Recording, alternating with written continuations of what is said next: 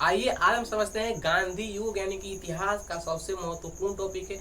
और ये टॉपिक इतना महत्वपूर्ण है कि इसमें से किसी भी एग्जाम में, चाहे वो एग्जाम हाई लेवल हो या फिर लो लेवल हो, सभी एग्जाम में इस टॉपिक से क्वेश्चन पूछे ही जाते हैं, चाहे वो क्वेश्चन 1 आए या फिर 5 से 10 आए। तो आइए हम अपने टॉपिक को शुरू करते हैं। देखिए, हमने इसके पिछले वाले वीडियो में जाना था कि असहयोग आंदोलन होने से पहले गांधी जी की ऐसी बहुत सारी एक्टिविटी हो चुकी थी जब वो साउथ अफ्रीका से आए थे तब।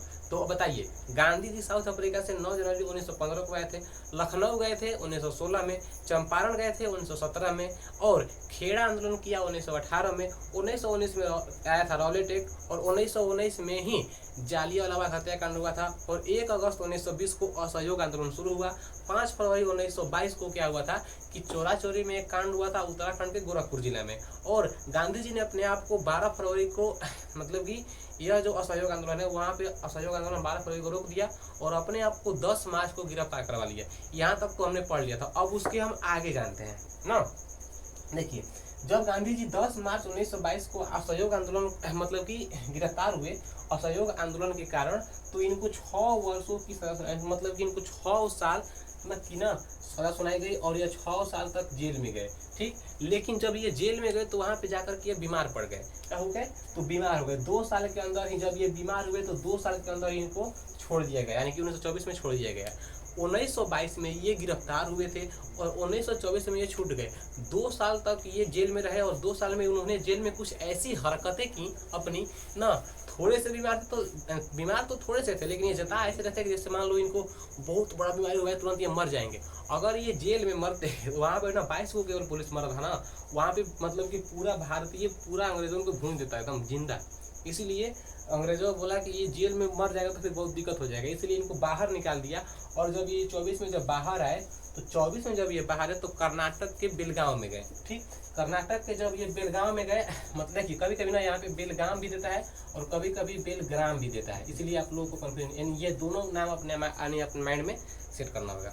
ये 1924 में जब छूट गए तो कर्नाटक के बेलग्राम में गए और वहाँ पे कांग्रेस की ये पहली अध्यक्षता की है। ठीक, अब देखिए, कांग्रेस की पहली अध्यक्षता जब पूछेगा तो 1924 में कर्नाटक के बेलगांव में, और आखिरी भी ये है, ये पहली और आखिरी इनकी अध्यक्षता है ना, पहली और आखिरी। लेकिन अगर पूछ जाए कि गांधी जी कांग्रेस के अधिवेशन में शामिल कब हुए थे तो 1901 में शामिल हुए थे ना। ये बहुत रेयर केस में आपसे क्वेश्चन पूछता है। ठीक, लेकिन ये भी एक मतलब कि पूरा हाई लेवल का क्वेश्चन हो गया कि गांधी जी कांग्रेस की अध्यक्षता कब किए थे तो 1924 में किए थे। अब देखिए, जब गांधी जी जब जेल में गए तो ये असहयोग आंदोलन को तो बंद कर दिए थे, लेकिन ये जब असहयोग आंदोलन को बंद किए तो इनसे भड़क गए 2 गो नेता। ठीक, एक का नाम है सीआर दास जिसको हम लोग चित्तरंजन दास कहते हैं, और एक का नाम है मोतीलाल नेहरू। ये 2 ऐसे मतलब व्यक्ति थे जो गांधी जी पर भड़क गए और ये बोल रहे थे कि आप आंदोलन को बंद मत कीजिए, केवल आप आंदोलन को चोरा चोरी में बंद कीजिए, नहीं तो पूरा गोरखपुर में बंद कीजिए, नहीं तो पूरा उत्तर प्रदेश में बंद कीजिए। ठीक, लेकिन गांधी जी नहीं माने और सहयोग आंदोलन को बंद कर दिए।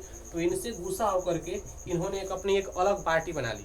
पहले तक तो ये कांग्रेस में शामिल थे, लेकिन जब ये अलग हुए तो ये एक अपनी अलग पार्टी बना ली जिसका नाम था स्वराज पार्टी बनाई 1923 में। इन लोगों ने कब बनाया था?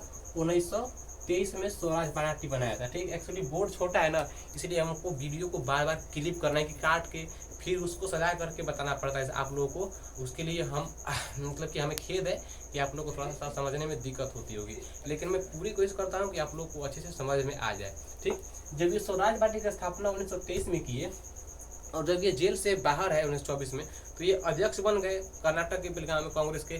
तो वहाँ पे ये जनता को संबोधन किए और जनता पूरी तरह से इनकी ओर हो गई थी। जो जनता पहले तक इनके खिलाफ थी वह जनता गांधी जी के सपोर्ट में आ गई थी, और जनता बोली कि गांधी जी एक और आंदोलन, मतलब कि एक और आंदोलन कीजिए जिससे कि अंग्रेजों की पूरी कमर टूट जाए। ठीक, तो गांधी जी बोले, तो गांधी जी ने अपने सहयोगी और साथियों से क्या बोला था कि हमें आंदोलन तब करनी है जब अंग्रेज कमजोर पड़े, यानी कि अगर हम बार बार आंदोलन करेंगे थोड़ी सी हमारी वैल्यू कम हो जाएगी। मतलब कि ऐसा सोचे, ऐसे बोले नहीं थे, लेकिन बोले थे ये कि अगर हमको आंदोलन करना है तो रुक रुक के मतलब कि समय समय पे वार करना होगा। अगर लगातार वार करेंगे तो थोड़ी सी दिक्कत होती है। और जैसे असहयोग आंदोलन में हुआ था ना कि वो असफल हो गया था, तो शायद यह भी आंदोलन असफल हो सकता है जो हम करने वाले हैं। तो इसीलिए गांधी जी 24 में अध्यक्षता की है कांग्रेस की। और 24 से 30 यानी कि 6 साल तक गांधी जी क्या किए थे कि उस टाइम पे प्लेग नाम की बीमारी फैलाई थी, जो कि एक घाव की तरह होता है। तो उस टाइम पे गांधी जी क्या किए कि लगभग जिसको भी प्लेग हो रहा था, यह कोरोना से भी खतरनाक बीमारी है, उस टाइम पे गांधी जी बिना मास्क और बिना पीपीई किट के वे बीमारी साफ कर रहे थे। हम और आप होते तो वहां पे भाग जाते ना। कोरोना काल में क्या हुआ कि कितने मतलब कि सगे संबंधी अपना साथ छोड़ दिए ना। अगर उनको पता चलता था कि हमारे बेटे को कोरोना हो गया है, हमारे पिता को कोरोना हो गया है, मतलब कि जब यहाँ पे मतलब कि अब जब अपनों का यहाँ पे जब साथ छोड़ रहे हैं लोग, तो वहाँ पे गांधी जी क्या किए थे, उस प्लेग से जितने भी लोग पीड़ित थे उन सब का घाव साफ किए ना। घाव में इतने इतने कीड़े होते थे, उन सब का सब कीड़ा निकाले, घाव साफ किए बिना पीपीई किट और बिना मास्क के और बिना कोई वैक्सीन के। मतलब कि इतना संघर्ष किए 6 साल तक कि इनकी पूरी भारतवर्ष में इतना गहरा इमेज बन गया, जिससे कि लोग मतलब कि सराहने लगे कि अगर बेटा हो या फिर लड़का हो तो इसके जैसा हो ना। यानी कि इनकी बहुत तारीफ होने लगी मीडिया में, न्यूज़पेपर में ना, पूरा ऑल ओवर वर्ल्ड पूरा इनकी तारीफ हुई। और ये जब 1930 में जब थोड़ा सा अंग्रेज कमजोर पड़े, गांधी जी की 11 गो मांग थी, मतलब कि इनकी 11 गो मांग थी ना। किससे मांग थी? तो लॉर्ड इरविन उस समय में भारत का वायसराय था, ठीक, 1930 के में ना, तो वायसराय था। तो गांधी जी ने उनसे 11 को मांग किया था कि हमारा 11 को मांग है। सपोज दैट मांग का मतलब ये मान लीजिए, पहला मांग कि हमारे घर में पानी नहीं आ रहा है, दूसरा कि हमारे घर में बिजली नहीं आ रहा है टाइम से, तीसरा कि हमारे घर के सामने बहुत बड़ा कचरा, मतलब कि बहुत कचरा हो गया है, उसको आप साफ करवाइए। सरकार से ये निवेदन कर रहे थे। 11 को इनका मने प्रस्ताव था लॉर्ड इरविन से, ठीक। तो ये बोले ना लॉर्ड इरविन से कि हमारा 11 को मांग पूरा कर दीजिए, हम कुछ नहीं करेंगे, नहीं आप पूरा कीजिएगा तो हम बहुत कुछ कर सकते हैं आपका। तो इरविन बोला तुमसे क्या होगा, हम नहीं पूरा करेंगे, सरकार हमारी है, तो एक आम आदमी है, तुमसे क्या होगा, हम नहीं करेंगे पूरा। तो गांधी जी भड़क गए, और भड़के तो इसीलिए ना 12 मार्च 1930 को क्या कर दिए, दांडी मार्च शुरू कर दिए। यह मात्र एक ऐसा आंदोलन था जो शुरुआत केवल 78 लोगों से हुई, लेकिन अंत लगभग 2 से 3 हजार लोग इसमें आगे शामिल हो गए। बाप, मतलब कि शुरुआत जरा सोचिए, जस्ट इमेजिन कीजिए कि केवल 78 लोग से शुरू हुई आंदोलन, लास्ट में 2-3 हजार अगर लोग उसमें शामिल हो जाए तो ये कितना बड़ा आंदोलन होगा बताइए। तो इससे लगभग करीब करीब बेसी ही लोग उसमें शामिल हो गए, हम लगभग में बोले हैं इतना, ठीक। देखिए, दांडी मार्च शुरू हुआ था 12 मार्च 1930 को, और यह साबरमती आश्रम से ना दांडी नामक स्थान पर पहुंचा था, ठीक। जैसे ये आपका हो गया साबरमती आश्रम, ये वाला पूरा भाग यहाँ से ऐसे हो गया, ठीक, यहाँ से ये ऐसे हो गया भारत का नक्शा। तो गुजरात यहाँ पे, मतलब कि यहाँ से यहाँ पे केवल 78 लोग थे, लेकिन जब यहाँ पे जब गांधी जी आए, जो नमक बनाए, तो यहाँ पे 2000 लोग शामिल हो गए थे। देखिए, इसमें ना लगभग गांधी जी यानी कि 250 किलोमीटर पैदल चले थे। 250 किलोमीटर पैदल चलना कोई आम बात नहीं है। 24 दिन लगे थे इस आंदोलन को करने में, पूरा करने में, ठीक। दांडी मार्च 12 मार्च 1930 को शुरू हुआ। दांडी मार्च को दांडी यात्रा या फिर नमक सत्याग्रह के नाम से भी जाना जाता है। शुरू किए 12 मार्च को, और वहां पे यानी कि दांडी जो जगह है ना, यहाँ पे पहुंचे गांधी जी 5 अप्रैल को, और 6 अप्रैल को अपने हाथ से नमक बना करके बोला कि देखो अब हम अपना, मतलब कि अब हम स्वतंत्र हो गए हैं और हमको अपने आप से मतलब है। अंग्रेज भान में जाए, चाहे वो कर बढ़ाए घटाए, हमको उनको हेल्प नहीं करना है कुछ हो ना, जब तक हमारा मांग पूरा नहीं होगा, ठीक। तो गांधी जी क्या बोले कि हम अब असहयोग आंदोलन तो खत्म हो गया, मतलब कि सॉरी, अब यहाँ पे दांडी मार्च तो खत्म हो गया, लेकिन जब नमक बनाए ना तो अब भी पूरा नहीं किया। बोले गांधी जी उसको, फिर बोले इरविनवा को कि आप हमारा 11 को मांग को पूरा कर दीजिए। ये बोल रहा है कि ना, हमसे नहीं पूरा होगा। और 6 अप्रैल को क्या हुआ था कि नमक सत्याग्रह खत्म हुआ, और 6 अप्रैल क्यों ही गांधी जी ने सविनय अवज्ञा आंदोलन को शुरू कर दिया। देखिए, 6 अप्रैल को गांधी जी ने नमक बनाया, और नमक बना करके इस आंदोलन को खत्म किया, और इसी दिन सविनय अवज्ञा आंदोलन को शुरू कर दिया। और जब शुरू किया तब भी बोले थे गांधी जी कि हमारा मांग को पूरा कर दो, तो बोला कि ना, हम नहीं पूरा करेंगे। तब तक हो गया इंग्लैंड में चुनाव। जब इंग्लैंड में जब चुनाव हो रहा था तो वहाँ पे 2 पार्टी थी। एक पार्टी थी मैकडोनल्ड की, ठीक, मैकडोनल्ड की पार्टी थी, और एक पार्टी थी चर्चिल की पार्टी थी। देखिए, एक पार्टी थी मैकडोनल्ड की और एक पार्टी थी चर्चिल की। जब पार्टी होगी तो कंपटीशन तो होगा ही, कौन जीतता है, किसकी सरकार बनती है। तो मैकडोनल्ड का संबंध ना, मतलब कि इरविन से कनेक्शन इसका था, ठीक। तो मैकडोनल्ड बोला था कि देखिए, हम एक कर रहे हैं सम्मेलन, गोलमेज सम्मेलन कर रहे हैं हम, इरविन को बोला था मैकडोनल्ड ने कि गांधी जी को भेज देना 1930 में गोलमेज सम्मेलन में लंदन में ना। तो गांधी जी बोले इरविन आकर के बोला गांधी जी से कि सुन आप लोग तुमको ना जाना है लंदन में, बुलाया है मैकडोनल्ड, मीटिंग हो रही है वहाँ पे। तो गांधी जी बोले हमारा मांगवा पूरा किया है कि हम जाएंगे? नहीं जाएंगे, हमारा मांग पूरा करो तब हम जाएंगे। तो ये नहीं गए, प्रथम गोलमेज सम्मेलन में गांधी जी नहीं गए, इसमें गांधी जी नहीं गए थे। लेकिन फिर मैकडोनल्ड जो है जब वो नहीं गया तो चर्चिल इसमें लगा हंसने कि इतना मतलब कि बढ़िया एक गुलाम देश का एक नागरिक हमारे पास नहीं आया तो इसमें तुम्हारी क्या इज्जत रहेगी बताओ तो। नहीं है मतलब कि यह लगा हंसने और ये और गुस्सा बना, पूरा गुस्सा में हो गया। जब ये गुस्सा में हुआ तो लगा इसको फोन करने इरविन को, अरे हम तुमको बोले थे ना कि गांधी को भेजना है दम लंदन में, काहे नहीं भेजा है?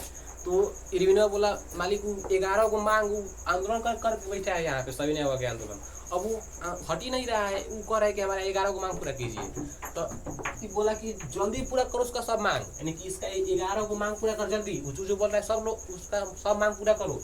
लेकिन 30 में नहीं है तो कोई बात नहीं, 31 में हम फिर से कर रहे हैं आंदोलन, यानी कि गोलमेज सम्मेलन, उसको जल्दी भेज सब पूरा करके, नहीं तो यहाँ पे हमारी बड़ी बदनामी होगी। ठीक, तो 11 को मांग फिर गया इरविन गांधी जी के पास, बोला कि आप अपना मांगवा का लिस्टवा दीजिए, हम पूरा कर दे रहे हैं, आप जाइए वहाँ पे, नहीं तो हमारी नौकरी चल जाइए। मतलब कि ऐसा कुछ इरविन बोले थे गांधी जी से। तो गांधी जी बोले ठीक है हमारा 11 को मांग पूरा कर दीजिए ना, लेकिन हमारा एक और मांग है। ठीक, अब ये एक मांग क्या है? तो आप जितने कैदियों को पकड़े हुए हैं आपको उन सबको छोड़ना होगा। तो यहाँ पे इरविन बोला कि ठीक है हम जितने भी राजनीतिक कैदी को पकड़े हुए हैं हम उनको छोड़ देंगे। और गांधी जी बोले थे कि आप जितने कैदी को पकड़े हुए हैं हम आपको उनको छोड़ना होगा। तो इस कैदी में भगत सिंह भी पकड़ाए थे, राजगुरु भी पकड़ाए थे, सुखदेव भी पकड़ाए थे ना। तो गांधी जी तो इनसे बोल कर चल दिए लंदन। अब जब वहां से आए तो तीनों को फांसी हो गया था, राजगुरु को, सुखदेव को, भगत सिंह को फांसी हो गया था। तो इरविन बोला, मन गांधी जी आकर के इरविन से बोले हम तुमको बोले थे ना छोड़ने के लिए, तो कहीं नहीं छोड़ा। अब आप यहाँ पे बोलिएगा कि यहाँ पे गांधी जी की गलती है तभी हम आपके मैंने आपके साथ है। अब आप बोलिएगा कि गांधी जी यहाँ पे सही है तब भी हम आपके साथ है। देखिए गांधी जी क्या बोले थे इरविन से कि आपको सभी कैदियों को छोड़ना है, और इरविन क्या बोला था गांधी जी से कि हम जितने भी राजनीतिक कैदी हैं उनको छोड़ेंगे। तो अब यहाँ पे देखिए राजनीतिक कैदी बोले थे इरविन, तो सब छोड़ दिया, जितने भी कैदी को पकड़ा था। राजनीतिक कैदी का मतलब होता है कि जितने भी आंदोलन में पकड़ाए हुए हैं, आमरण अनशन में पकड़ाए हुए हैं, या फिर भूख हड़ताल में पकड़ाए हुए हैं। और कैदी का मतलब होता है कि जितने भी कैदी आप पकड़े हुए, चाहे किसी भी रूप में पकड़े हुए। लेकिन भगत सिंह कैदी के रूप में नहीं पकड़ाए थे, वे तो आतंकवादी के रूप में पकड़ाए थे। क्योंकि जब आया था साइमन कमीशन तो उस टाइम पे वो गुस्सा होकर के 1928 में ना लाहौर में बम फेंक दिए थे असेंबली पे। तो बम फेंक करके वहीं पे खड़े हो गए, बस पकड़ लिया अंग्रेजवा, पकड़ लिया तो भगत सिंह पकड़ा गए थे। अब जब हो गया इतना कांड तो गांधी जी लगा इसको डांटने की, आप कहीं नहीं भगत सिंह को छोड़े, फांसी दे दिए हैं। तो गांधी जी क्या बोल रहे हैं, यानी इरविन क्या बोल रहा है कि हमने आपको बोला था कि हम जितने भी राजनीतिक कैदी हैं उनको छोड़ेंगे, लेकिन आपने खाली कैदी को बोला था। लेकिन भगत सिंह कैदी नहीं थे, वे एक आतंकवादी के रूप में थे, क्योंकि वो बम फेंक रहे थे असेंबली पे। ठीक, तो यहाँ पे ना गांधी जी चकमा खा गए। ठीक, ये वकील का पढ़ाई करके आए थे, ये बैरिस्टर थे, तब ये चकमा खा गए कि इसको एक जाल में, मैंने शब्दों के जाल में ये फंस करके न भगत सिंह को फांसी दम दिला दिए। कौन? गांधी जी। तो भगत सिंह को फांसी हुई थी 23 मार्च 1931 को, इतना आप लोग याद करना है। और इसी दिन न 3 लोगों की फांसी हुई थी, भगत सिंह की, ठीक, भसूरा, इसको आप लोग एक शब्द है भसूरा, इसको आप लोग इससे तीनों व्यक्ति आ जाएंगे।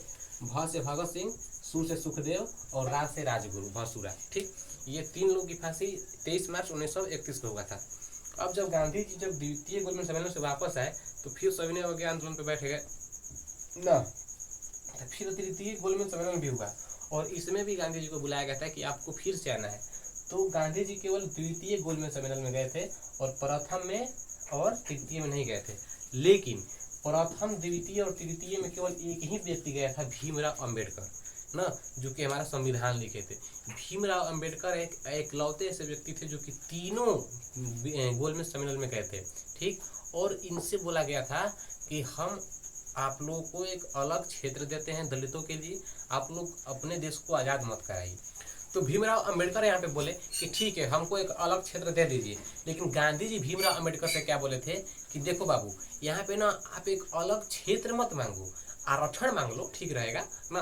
तो भीमराव अंबेडकर गांधी जी की बात से सहमत हो गए और गांधी जी और भीमराव अंबेडकर की जो मीटिंग हुई थी वह हुई थी 24 सितंबर को। कब हुआ था?